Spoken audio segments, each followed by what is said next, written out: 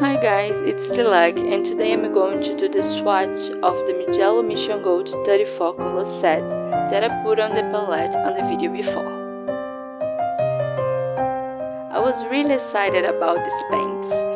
They were one of the main reasons why I bought the set, and I was not disappointed with it because they are really pigmented and really vibrant.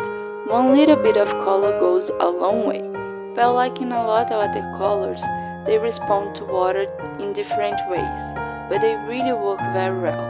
Alone, they are beautiful colors. Mixing, they don't lose their vibrancy, which is a good thing for me in particular, who loves to mix in colors. If you watched the video before, you saw that I discarded two colors that have low light fastness in them, and they were for most part of it violets. One good thing is that the reds and blues, they make amazing violets, so I'm not disappointed.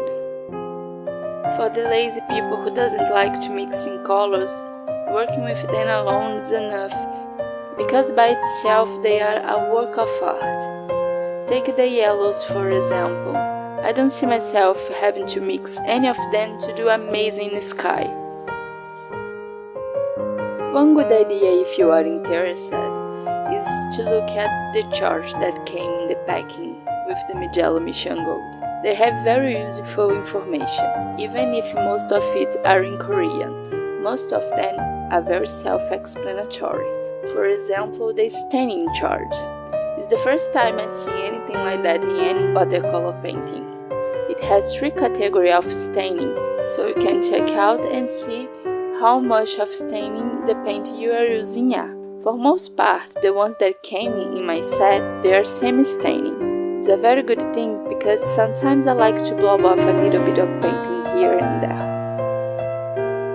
The transparent labels are really interesting too. Different from the Western brands, they do not have 3 categories of transparency but 4, which can be a little bit confusing, but either way, it's easy to understand. One observation to make is that they are all in Korean, but you know what the transparency is, they are the squares. I got a little bit confused in the beginning when I thought the staining levels was actually the transparency ones. Another good thing is that they change very little from wet to dry, what is a proof that they are really pure pigments. So what's really gonna make a difference if they are dark or light is the quantity of water you put in there. But the change of intensity is not the change of color. I noticed when I was painting the permanent rose and the rose madder that they are practically the same color. When wet, they are the same color. But after they are dry, I noticed the difference of the colors. So if it happens to you, not panic like I did. Once dry, they are going to change. At least when it is about the permanent rose and the rose madder.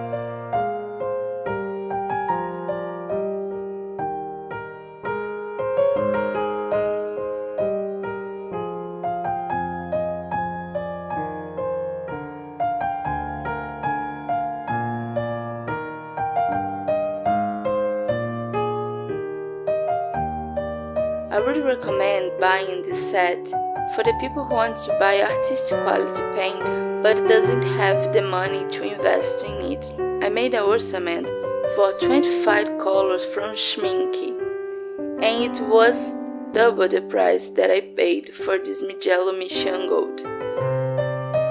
By buying this, I got 8 more colors for half a price that I would pay for buying the Schminke set.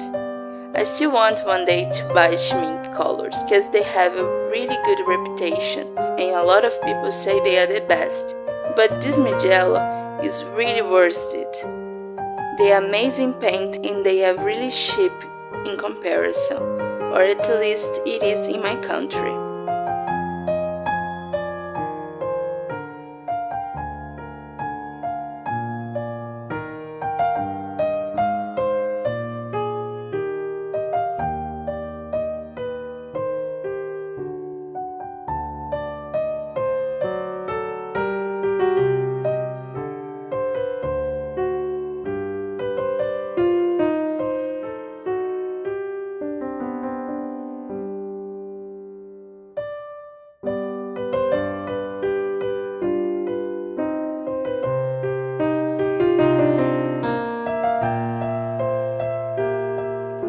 recording and watching the video, I truly understand why people say the camera doesn't show the true colors.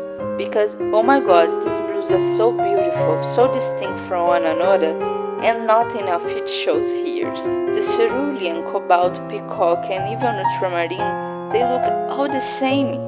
What is this? It was not supposed to look like that. They in real life are so different from one another, and they are so beautiful that is really disappointing that this camera don't show it. So sorry.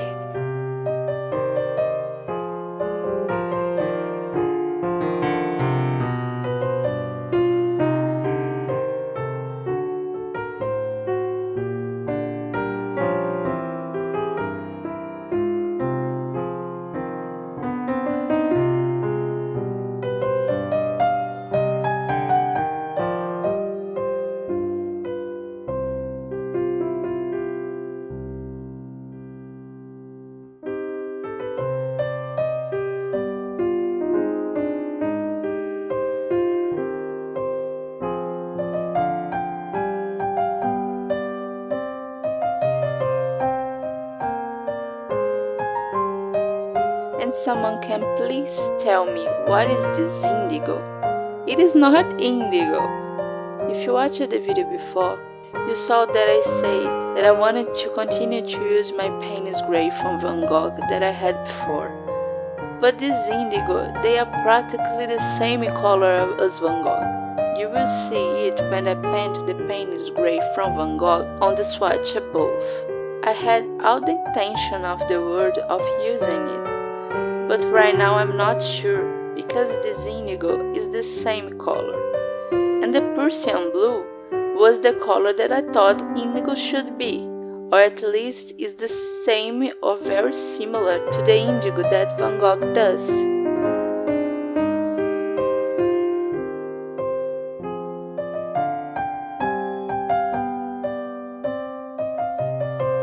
I want to make an observation. Doing swatches is an amazing exercise about controlling water. So for the beginners like me that are watching it, I would recommend to do it. Or even better, I would recommend you to do a charge. The difference between a charge and a swatch, in my opinion at least, is that in a swatch, you have to mix different colors to create new ones, and in a swatch you just show the pure color without any mixing. Both of them are amazing exercise for beginners in the control of the water, so I recommend for you to do that. Sincerely, I'm not thinking about doing a charge of this Mijello Mission Gold because it took me more than a week to do my first charge from the St. Petersburg and Van Gogh colors that I first bound, and I'm really not seeing myself doing that again, at least not right now. If you never did it, I recommend you to do so. It's an amazing experience to do a charge. It's really tiring, I have to say. It takes a lot of time. But nonetheless, it's an amazing experience and you learn a lot. Not just about the colors that you made and their capacity of change. You can discover the immensity of the range of colors you can create with a very little amount of patience. It's a very good experience, like I said. But you have to have a little patience. It takes a long of time. But if you've never done that, I recommend you to do so. You cannot imagine how many colors you can create.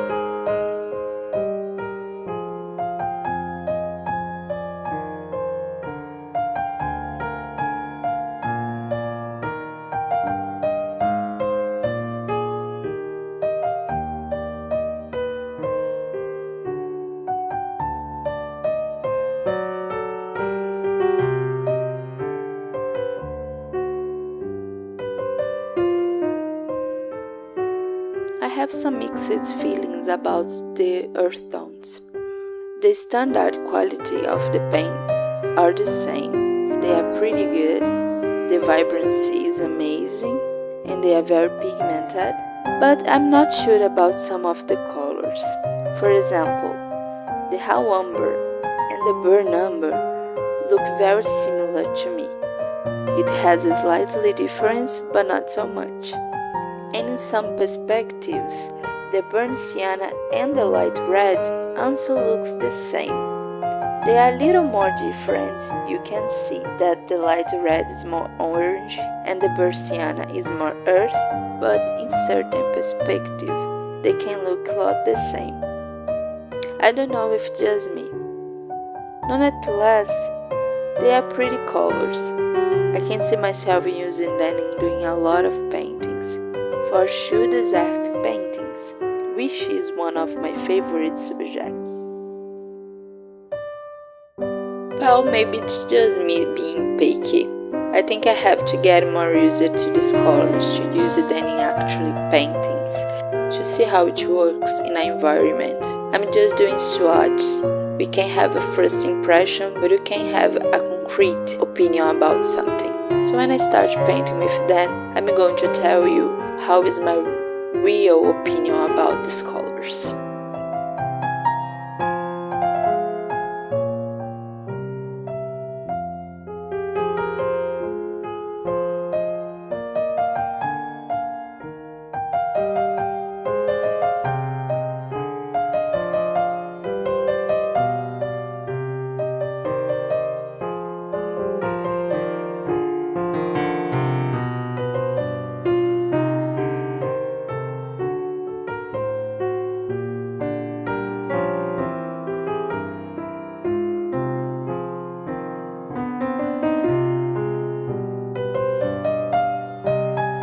Now I'm doing the Payne's Gray. Can you see the similarities? Well, indigo is a lot more intense than the Payne's Gray. But let's consider that the Payne's Gray is a student grade paint and the indigo are artist paint. So in my place, what would you do? Would you use the artist grade paint or the student ones?